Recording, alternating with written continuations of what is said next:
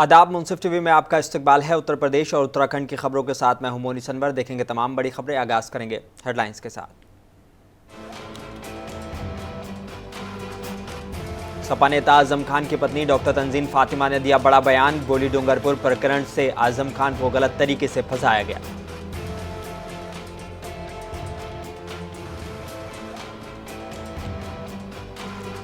कुशीनगर लोकसभा इलाके में मतदान की सभी तैयारियां हुई पूरी। मतदान कराने के लिए पोलिंग पार्टियां की गई रवाना।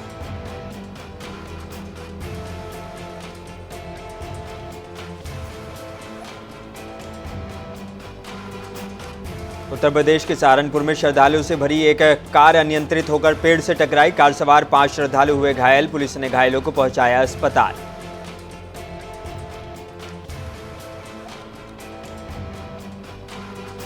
और बुंदेलखंड के बांदा में देखने को मिला हीट वेव का असर। सैकड़ों की तादाद में पंछियों की हुई मौत।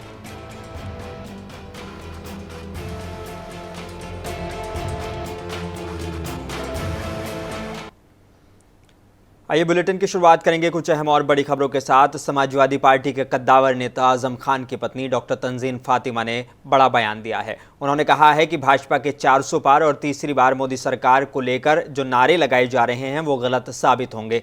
साथ ही उन्होंने कहा कि भाजपा की सरकार नहीं बनेगी, इंडिया गठबंधन की सरकार बनेगी।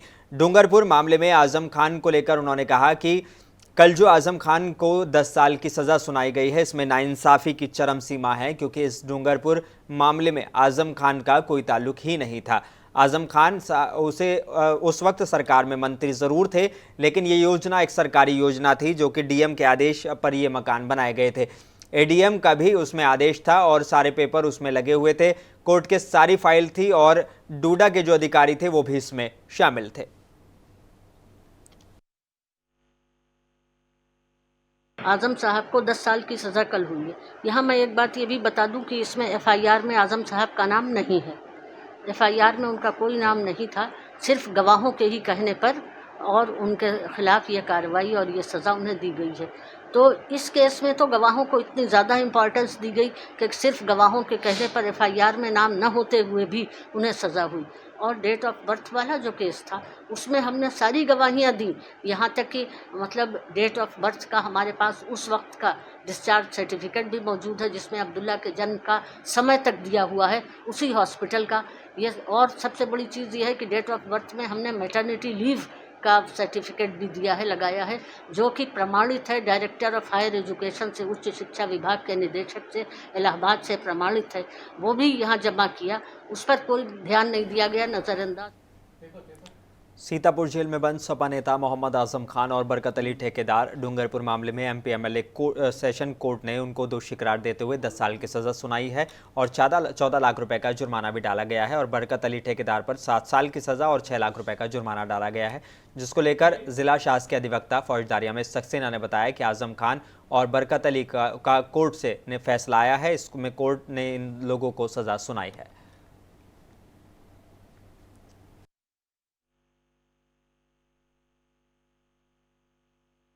आजम खां को देखिए, जैसे कि मैंने बताया कि 452 में 7 साल की हुई है, 392 में 10 साल की हुई है, 504 में 2-2 साल की हुई है। तो इस तरह से जो मैक्सिमम कन्विक्शन हम मान के चलेंगे वो 10 साल का कन्विक्शन हुआ आजम खां को। जुर्माना अलग अलग सेक्शन में मैंने जैसे बताया कि 452 में 5 लाख रुपए जुर्माना है, 392 में 7 लाख है, 504 506 आईपीसी में जो है 1-1 लाख है। इस प्रकार से आजम खां पर 14 लाख रुपए का जुर्माना लगाया गया। बरकत अली ठेकेदार पर 452 में 2 लाख रुपए जुर्माना है, 392 में 3 लाख रुपए जुर्माना है और बाकी की सेक्शन 504 506 में 50-50 हज़ार रुपये जुर्माना है। इस प्रकार से बरकत अली पर जो जुर्माना लगाया कुल मिलाकर के 6 लाख रुपया जुर्माना लगाया गया।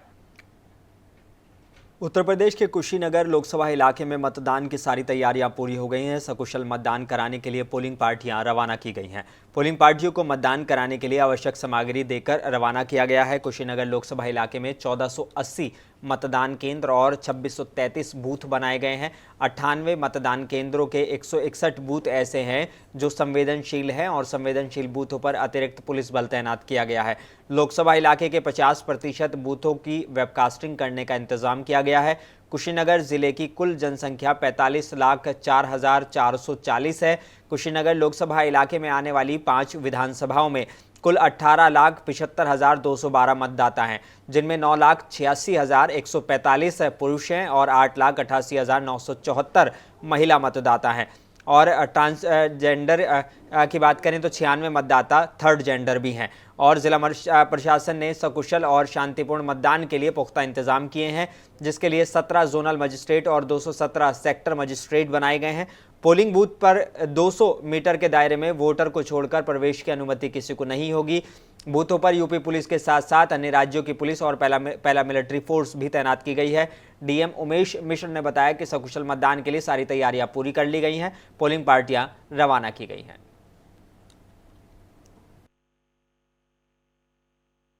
भारत निर्वाचन आयोग के निर्देश के क्रम में डिस्ट्रिक्ट सिक्योरिटी प्लान हमारा कुशीनगर जनपद का पूरी तरीके से तैयार है।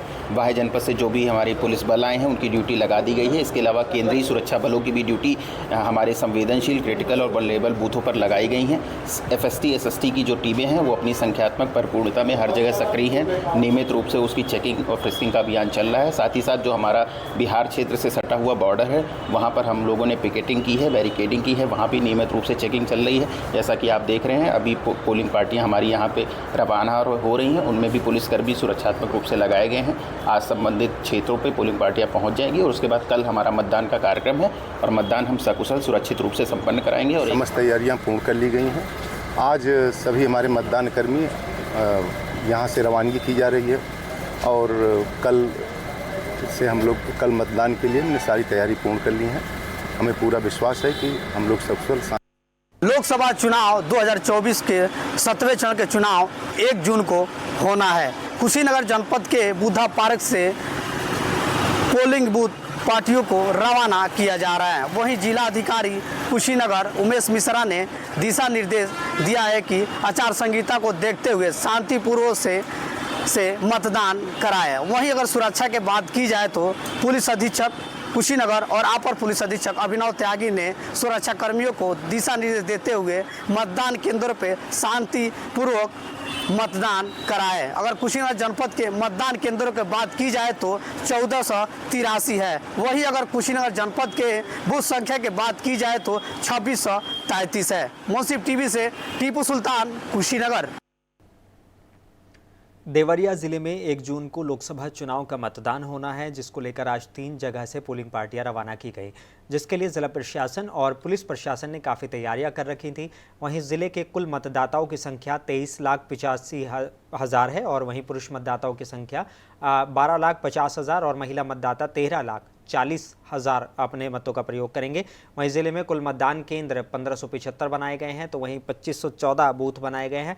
देवरिया जिले में कुल 7 विधानसभा हैं, जिसको लेकर हर बूथों पर तैयारियां की गई हैं। वहीं सुरक्षा की बात करें तो पूरे जिले में 15,000 से ज़्यादा पुलिसकर्मियों की ड्यूटी लगाई गई है।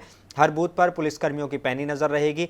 परिंदे भी पर नहीं मार पाएंगे, इस तरह की सिक्योरिटी का इंतजाम किया गया है। बिहार बॉर्डर पर सुरक्षा के कड़े इंतजाम है, बॉर्डर को सील कर दिया गया है। के अंतर्गत ये 7वें फेज़ का चरण हम लोग करा रहे हैं, जिसमें पोलिंग पार्टीज आज रवाना हो रही हैं। प्रत्येक पोलिंग पार्टी के साथ और जितने भी हमारे 2500 के लगभग हमारे यहाँ पर टोटल मतदान बूथ हैं, उन सभी बूथों पर पर्याप्त बल पुलिस बल लगाया गया है।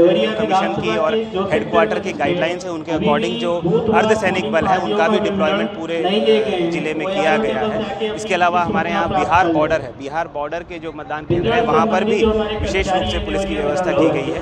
और कुल मिलाकर उत्तर प्रदेश के सहारनपुर के थाना कोतवाली बेहट इलाके के भागुवाला रोड पर उस वक्त हड़कंप मच गया जब श्रद्धालुओं से भरी एक कार अनियंत्रित होकर पलट गई। इस हादसे में कार चकनाचूर हो गई, जबकि कार सवार 5 श्रद्धालु घायल हो गए। कार सवार श्रद्धालु मां शाकुंभरी देवी दर्शन करने के लौट रहे थे। पुलिस ने घायलों को अस्पताल पहुंचाया है।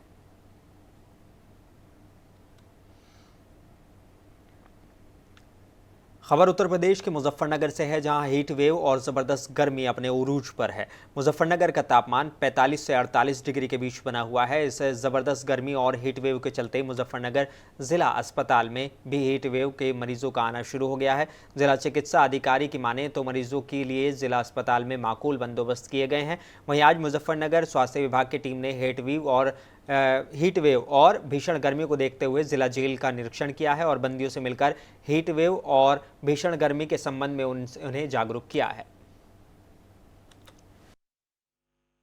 आज अभी जैसा आप लोग परिचित हैं कि गर्मी बहुत पड़ रही है और हीट स्ट्रोक भी बन रहे हैं, टेम्परेचर बहुत ज़्यादा बढ़ा हुआ है। तो इसी स्थिति को देखते हुए हमने आज सीएमओ साहब से अनुरोध किया था कि वो आकर हमारे बंदियों को और कुछ हमारे स्टाफ को उस तरह के कुछ टिप्स देते हैं जिससे ये चीज़ कि इससे लू के प्रकोप से, गर्मी के प्रकोप से कैसे बचा जाए और अपने जान माल की सुरक्षा की जाए। भोजनालय में बहुत अच्छी व्यवस्था है, बहुत अच्छा खाना जो है बंदियों के लिए तैयार हो रहा है और साफ़ सफाई बहुत अच्छी है।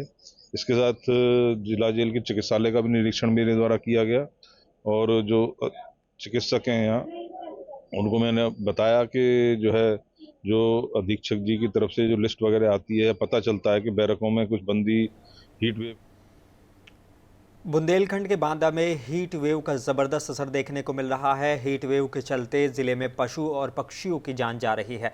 लगातार बढ़ते तापमान की वजह से सैकड़ों की तादाद में पंछी मर रहे हैं। घटना की जानकारी मिलते ही मौके पर पहुंचे पशु विभाग के अधिकारियों ने मृत पक्षियों के शव को कब्जे में लेकर पोस्टमार्टम के लिए भेजा है। स्थानीय लोगों ने बताया कि बढ़ते तापमान और पानी की व्यवस्था नहीं होने की वजह से पक्षियों की जान जा रही है। मामला बांदा जिले के अतर्रा थाना इलाके का बताया जा रहा है।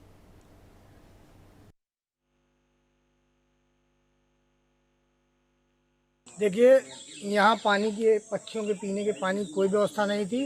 नगर के समाज सेवियों की जब निगाह ऑक्सीजन पार्क पर पड़ी तो इतने से तो पत्ते भरे थे, धीरे धीरे साफ करते रहे।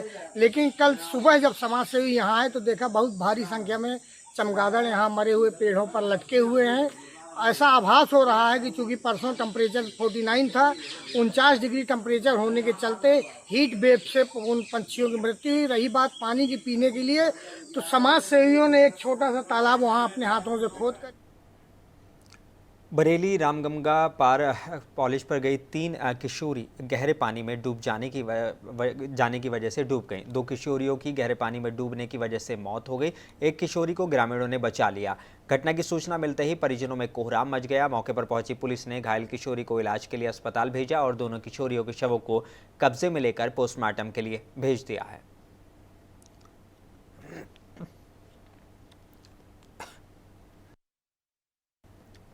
उत्तर प्रदेश के झांसी में कोतवाली थाना इलाके के बड़ा गांव गेट के बाहर फर्नीचर के गोदाम में आज जबरदस्त आग लग गई। इस आगजनी की घटना में 3 से 4 लाख कीमत का माल जलकर राख हो गया। घटना की सूचना पर पहुंची पुलिस ने फायर ब्रिगेड की गाड़ियों को बुलाया और काफ़ी मशक्कत के बाद फायर ब्रिगेड की गाड़ियों ने काबू पाया, लेकिन जब तक लाखों का नुकसान हो चुका था। गोदाम में आग से एक वैगनआर कार और मशीनें भी जलकर राख हो गई हैं। अब पुलिस जाँच पड़ताल कर रही है। 5:30-6 बजे करीब फ़ोन आया है कि हमारे गोदाम में आग लग गई है। काय का गोदाम है? कहाँ पर? ये फर्नीचर का जो है, पीतम्बरा कॉलोनी जो है, सूजी का खिड़की जो है बाहर। कितने तक का नुकसान हो गया? क्या क्या जल गया है? इसमें जो है एक वैगनआर गाड़ी थी और 3 मशीनें थीं, जनरेटर था और करीब 15 से 20 लाख रुपए की लकड़ी थी।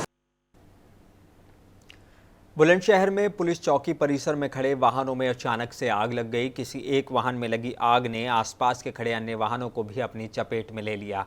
बता दें कि घटना के बाद आसपास में अफरा तफरी का माहौल रहा। बताया जा रहा है कि आग लगने के बाद वाहनों में विस्फोट होने लगे, जिससे स्थिति और गंभीर हो गई। बता दें कि बुलंदशहर में नगर कोतवाली की आवास विकास चौकी में खड़े वाहनों में आग लगी है। इस आग की वजह से दर्जनों वाहन जल गए हैं। आनन फानन में सूचना फायर ब्रिगेड को दी गई। इसके बाद फायर ब्रिगेड की गाड़ियों ने मौके पर पहुंचकर आग को बुझाया। एक्चुअली एसपी दयाल साहब द्वारा अवगत कराया गया कि जो हमारी आवास विकास की चौकी है उसके बराबर में जो वाहन सीज किए गए हैं उसके यार्ड में आग लगी है। काफ़ी सारी गाड़ियां यहाँ पे थी, जिसमें सीएनजी था, पेट्रोल वगैरह की गाड़ियां काफ़ी खड़ी थी यहाँ पर, तो उसमें आग लगी थी। तो अराउंड 12:10 के आसपास की ये घटना है। तो तत्काल जो हमारा जो पुलिस विभाग है और हमारा जो दमकल विभाग है, दोनों मौके पर पहुँचे और आग पर काबू पाया। और अभी जो गाड़ी सीज की गई है उसकी अभी जानकारी की जा रही है कि कितनी गाड़ियाँ यहाँ पे थी। उत्तर प्रदेश के बाराबंकी में बंकी कस्बे में 4 दिन से लापता एक शख्स का शव मिलने से हड़कंप मच गया।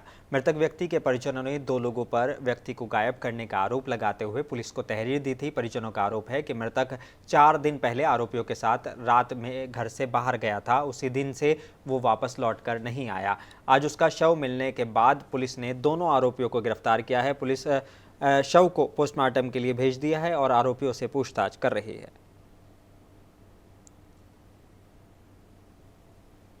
मेरा छोटा भाई सिराज अली 26 तारीख की शाम को 8:30 बजे एक अंशु यादव करके एक लड़का और टिल्लू, ये दोनों आए और उसको नशे की हालत में था, उसको उठा के ले गए बुला के। तो हमने पूछा भी कहाँ लिए जा रहे हो, उन्हें बयान 10 मिनट में अभी आ रहा है। ये हमने 27 तारीख को पुलिस को सूचना दी तो हमें वहाँ रिपोर्ट दे के चले आए। फिर हमने कल कोतवाल साहब को बताया, कोतवाल साहब ने तुरंत ऑर्डर दिया कि जो कोई भी हो, औरत मर्द जो मिले उसको लेके तुरंत। उत्तर प्रदेश के सहारनपुर के गंगो थाना इलाके के ग्राम लखनौती में पूर्व में हुई रंजिश को लेकर एक युवक ने जाहिद निवासी सकरौर को चाकू से गोदकर घायल कर दिया। युवक घायल अवस्था के बीच बाजार में काफ़ी देर तक पड़ा रहा। सूचना पाकर मौके पर पहुंचे परिजनों ने राहगीरों की मदद से आनन फानन में युवक को गंगो सामुदायिक स्वास्थ्य केंद्र में भर्ती कराया। डॉक्टरों ने युवक की गंभीर स्थिति को देखते हुए प्राथमिक उपचार के बाद जिला अस्पताल रेफर कर दिया है। पुलिस ने मामले की जांच शुरू कर दी है। पुलिस का कहना है कि आरोपी की तलाश जारी है और जल्द ही उसे गिरफ्तार कर लिया जाएगा। हम तो चूना लेके ऐसा वाजी में गया था बेल्ट लेने और वो बेचारा उसकी पैंट चूना लेने मेरा शान अली की दुकान पे थे और मैं इधर से बेल्ट लेने गया। सुनील भाई की दुकान है वही उसके पास में ही, वो उधर को निकल गया और मैं इधर को आ गया। क्या नाम है तुम्हारा? मेरा नाम ताजीम है जी। क्या बिजनौर के साहूवाला वन रेंज के चंपतपुर चकला जंगल इलाके की वन विभाग की टीम ने जंगलों में पैदल गश्त किया है। बता दें कि लकड़ी माफिया वांछित अपराधियों को पकड़ने के लिए पैदल गश्त अभियान चलाया गया, जिसमें डीएफओ नजीबाबाद वन क्षेत्रीय अधिकारी साहूवाला रेंज ने टीम के साथ ये अभियान चलाया है। पूरी टीम रात के अंधेरे में जंगल में पैदल गश्त कर रही है, जिससे लकड़ी माफियाओं में हड़कंप मचा हुआ है।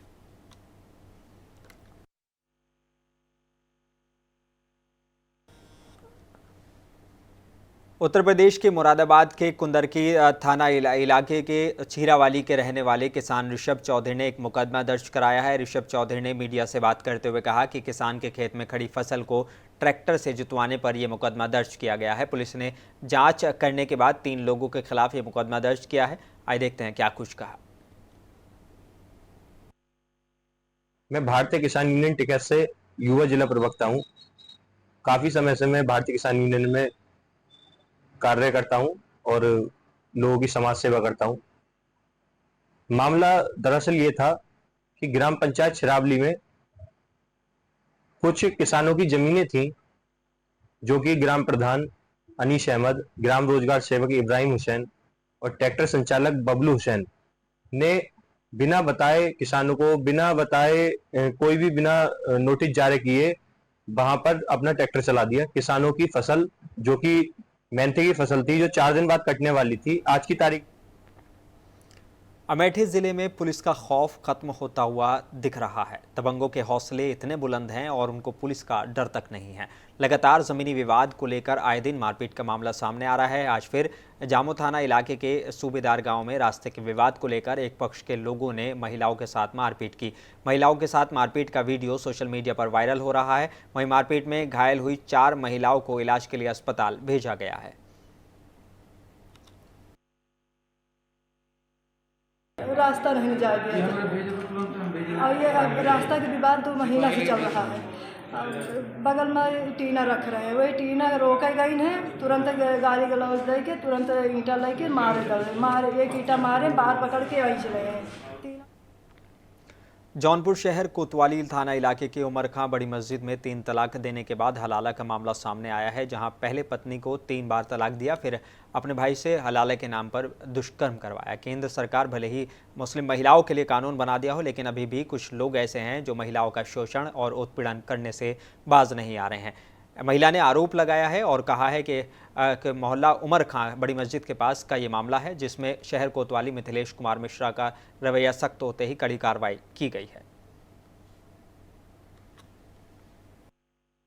शादी में दहेज की मांग में मेरी अम्मी दहेज के साथ 3 लाख रुपए नकद दिए थे और जितना हो सका दहेज में सारा कुछ सामान, दहेज में कोई कमी भी नहीं थी और उसमें अपनी खेती की ज़मीन को बेचकर उनको 3 लाख रुपए नकद दिए थे। उनको पूरा दहेज का सामान दिया गया था। जिससे वो गाड़ी, फ्रिज, कूलर, टीवी सब कुछ वगैरह वगैरह जो कुछ सामान था सब कुछ दिया गया। अमरोहा के गजरौला थाना इलाके के इंदिरा चौक चौराहे पर अहिल्याबाई होलकर की जयंती पर युवकों ने खूब हुड़दंग मचाया है। गाड़ियों और ट्रैक्टरों की छतों पर खड़े होकर स्टंट किया और स्टंटबाजी का वीडियो सोशल मीडिया पर वायरल हो रहा है।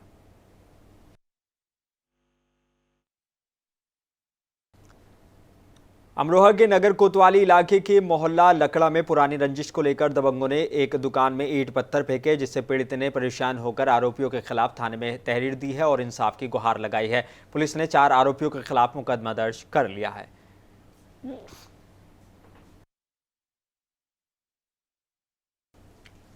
अमरोहा नगर कोतवाली इलाके के चूना भट्टी में बिजली विभाग की बड़ी लापरवाही सामने आई है। बता दें कि चूना भट्टी गांव लाइनमैन शटडाउन लेकर लाइन ठीक करने बिजली के पोल पर चढ़ा था, तभी बिजली आ गई, जिससे लाइनमैन की दर्दनाक मौत हो गई। लाइनमैन को इलाज के लिए मेरठ ले जाया गया, जहां इलाज के दौरान उसकी मौत हुई है। वहीं मृतक के परिवार वालों ने बिजली ऑफिस पर खूब जमकर हंगामा किया और बिजली विभाग पर लापरवाही का बड़ा आरोप लगाया।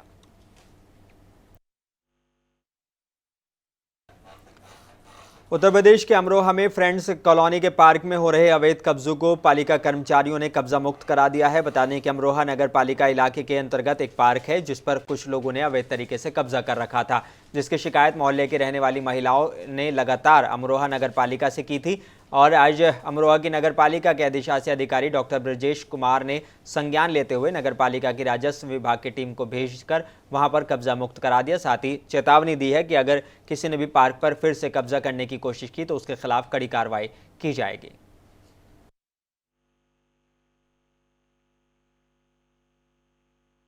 उस पार्क के आसपास जो लोग रह रहे हैं उनके द्वारा अनाधिकृत रूप से वहाँ पे गाड़ियाँ खड़ी की गई थी और अन्य प्रकार का इंक्रोचमेंट किया गया था। पूर्व में एक महिला के द्वारा मेरी शिकायत किया गई थी, मैंने टीम को भेजा था, लेकिन प्रभावी कार्रवाई न होने के कारण जो है ऐसा स्थिति बनी हुई थी। तो आज उस महिला के द्वारा दोबारा फ़ोन मुझे किया गया और वस्तुस्थिति से अवगत कराया गया। उसी क्रम में शैलेंद्र शर्मा जो हमारे राजस्व निरीक्षक हैं, उनके दिशा निर्देशन में हमारे अमीन और राजस्व विभाग। और आखिर में एक बार फिर नजर डालेंगे हेडलाइंस पर।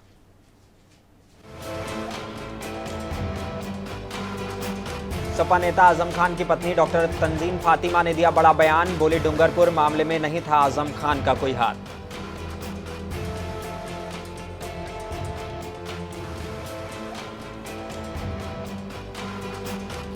कुशीनगर लोकसभा इलाके में मतदान की सभी तैयारियां हुई पूरी, मतदान कराने के लिए पोलिंग पार्टियां हुई रवाना।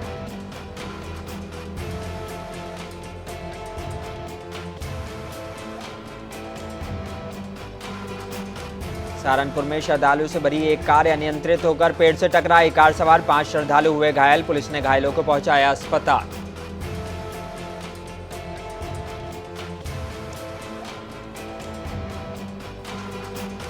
और बुंदेलखंड के बांदा में देखने को मिला हीट वेव का असर, सैकड़ों की तादाद में पंछियों की हुई मौत।